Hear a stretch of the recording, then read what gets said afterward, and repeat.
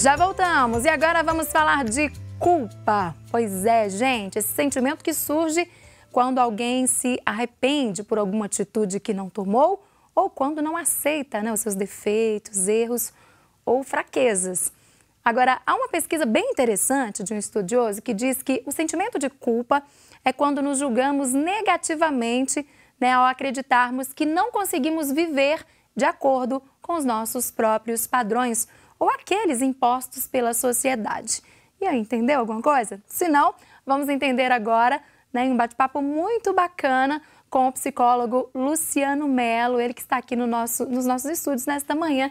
Luciano, bom dia. Bom dia, Síria. Seja muito bem-vindo. Obrigado pelo convite, é um prazer estar aqui com vocês. Prazer é todo nosso, Luciano. Então, quando a gente fala de culpa, como é que nós podemos definir esse sentimento? Que sentimento é esse? Você definiu muito bem quando você mencionou a pesquisa, ao dizer que é um sentimento que nós experimentamos quando nós avaliamos um determinado comportamento ou atitude e nós percebemos que nós não atendemos aquilo que era o esperado. Né?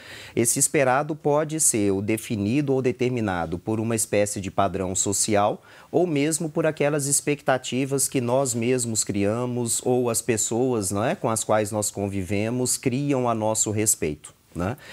Uma ideia que é muito importante para que a gente compreenda o sentimento de culpa é exatamente o fato de que a pessoa que se sente culpada e que principalmente tem uma dificuldade para superar esse sentimento, normalmente é uma pessoa com uma forte tendência ao perfeccionismo. Que é tudo perfeito. Exatamente. Então, ela tem uma dificuldade enorme e, às vezes, ela literalmente não dá conta de lidar com a possibilidade de falha.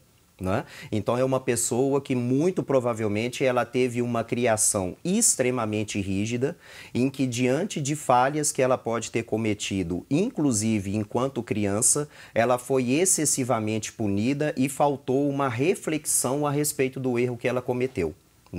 Essa questão da nossa educação ela é absolutamente indispensável para a gente entender o sentimento de culpa, porque um dos ensinamentos que a terapia cognitiva nos traz é de que ao longo da nossa infância, principalmente, seja de forma direta ou indireta, nós vamos sendo ensinados como que nós devemos não só agir, mas como nós devemos pensar a respeito de nós mesmos, da realidade, dos outros e das nossas atitudes.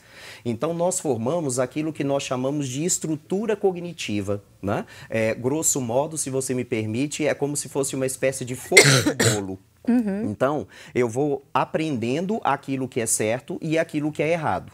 Se, diante de pequenas atitudes, pequenas falhas que eu cometi, eu fui corrigido, e é importante a gente entender que a criança precisa ser corrigida. Ela precisa saber que está errado. Exato. Mas se a criança é corrigida de uma maneira positiva, mostrando-se a ela, olha, o que você fez não foi correto por causa disso, por causa daquilo, eu te perdoo, vamos seguir em frente, mas se esforce por não cometer isso mais, a tendência é a gente ter um adulto com uma capacidade de lidar melhor com os próprios erros e ter uma facilidade para superar o sentimento de culpa. Agora, se eu, quando criança, eu fui criado de uma forma, como eu falei, muito enérgica e principalmente uma espécie de correção com expressões muito pesadas, como, por exemplo, você não faz nada certo, você é isso, você é aquilo. Isso é pesado. Mas não é possível, mas você fez isso outra vez, quantas vezes eu já te falei? Aí a tendência é que a pessoa ela se torne um adulto com muita dificuldade para poder se perdoar. A pessoa que ela fica remoendo demais os próprios erros é uma pessoa que não aprendeu que tão importante quanto perdoar os outros é perdoar a si mesmo. Mas aí, quando que essa culpa ela começa a ser motivo de preocupação? Principalmente quando ela gera o que nós chamamos de um sofrimento psíquico ou um prejuízo funcional. O que quer dizer isso? Eu tenho um sofrimento psíquico quando eu percebo que eu estou caindo em mal-estar, eu vivo angustiado e uma das possíveis consequências da dificuldade em superar a culpa pode ser inclusive a própria depressão. E a gente chama de um prejuízo funcional quando a minha forma de agir ela começa a ser, de certa forma, paralisada. Então, quer dizer, eu respondi mal a você de alguma forma, em vez de chegar para você, me desculpar e seguir a nossa relação em frente, eu prefiro me afastar de você porque eu não dou conta de entrar em contato de novo. Um adolescente, por exemplo, não estudou para uma prova e tirou uma nota muito ruim. Em vez de ele encarar aquilo, não, realmente eu não estudei, eu não me dediquei, mas outra prova vem aí, etc., eu vou me preparar de novo, ele passa a fazer o que a gente chama de procrastinar, que é empurrar com a barriga, deixar para depois aquela mesma experiência que ele passou de uma forma negativa. Bom, não sei se tem a ver, mas como você disse que é uma pessoa que tem muita tendência ao perfeccionismo, né? Então ela tem dificuldade de encarar aquele erro dela. Por isso que ela vai deixando para depois? Por isso que ela não encara ali de momento? Ela, na verdade, todas as vezes em que a gente passa por uma experiência negativa e a gente não supera, aquilo se torna uma espécie de fantasma diante de mim.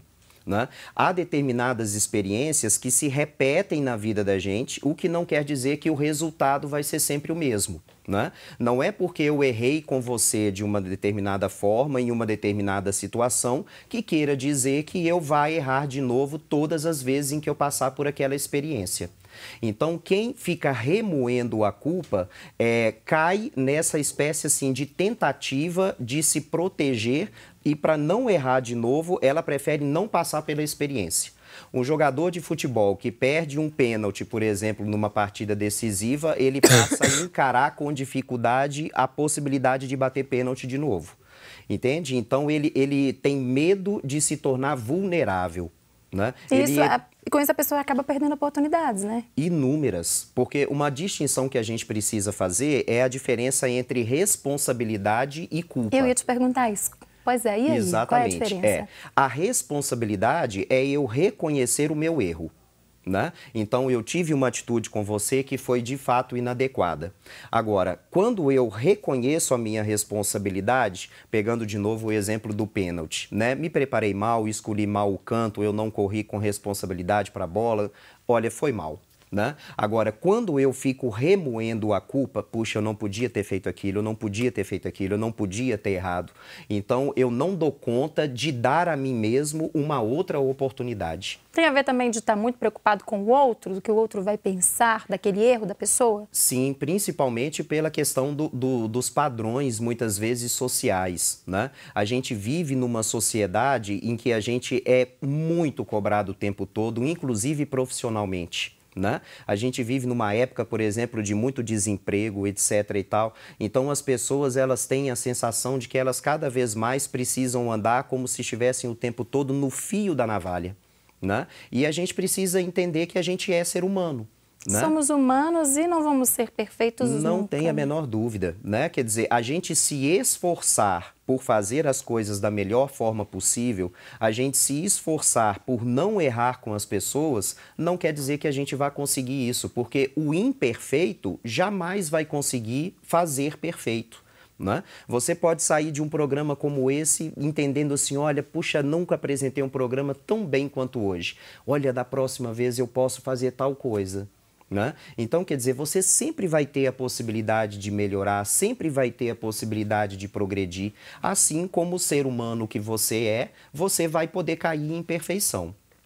Há uma ideia que é muito importante do ponto de vista psicológico, que é a ideia seguinte: o processo é mais importante do que o resultado.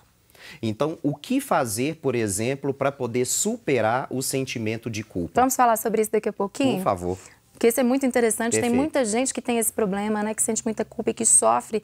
E aí, o que essa pessoa pode fazer?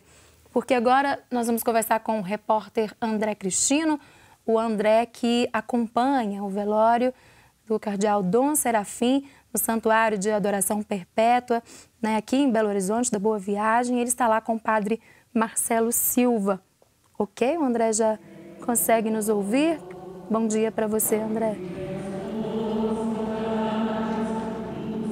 Bom dia, Cília. Bom dia a todos. A todo momento chegam fiéis e religiosos para se despedirem de Dom Serafim. Nesse momento está ocorrendo uma missa aqui no Santuário de Adoração Perpétua Nossa Senhora de Boa Viagem. Haverá outra celebração às 15 horas, presidida por Dom Edson Oriolo, às 17 horas e às 20 horas com Dom Joaquim Giovanimol Guimarães. Amanhã haverá celebração às 10 horas da manhã, ao meio-dia, presidida por Dom Vicente Ferreira, às 15 horas, e às 17 horas, presidida por Dom Valmor Oliveira de Azevedo, nosso arcebispo aqui da Arquidiocese de Belo Horizonte. E após essa celebração, por volta de 6h30, haverá o sepultamento de Dom Serafim aqui na cripta dos bispos. E o padre Marcelo Silva, que é o reitor aqui do santuário, vai explicar para a gente como que é o ritual para o sepultamento.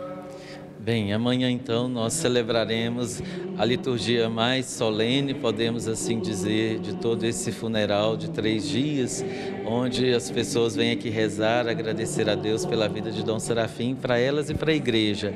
E amanhã então, solenemente, após a missa, Dom Valmor, com bispos, padres, cardeais também aqui presentes, estarão conduzindo numa pequena procissão com a marcha fúnebre e serão acompanhados então também com os fiéis aqui dentro e fora do santuário. E aqui na cripta dos bispos um ritual breve de sepultamento, onde assim será encerrado esse funeral do nosso arcebispo emérito Dom Serafim.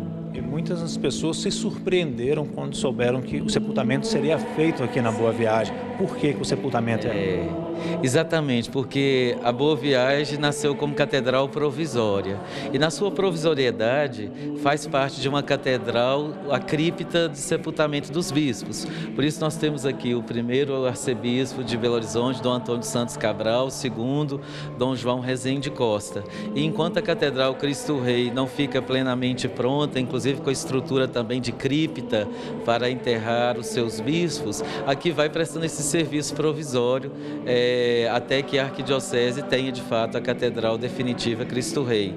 E por isso aqui, como Catedral provisória, traz esse lugar também simbólico, onde existe somente em catedrais, onde se enterram os seus bispos. A gente vê tanta gente vindo aqui se despedir de Dom Serafim. Qual foi o legado dele para a Arquidiocese de Belo Horizonte?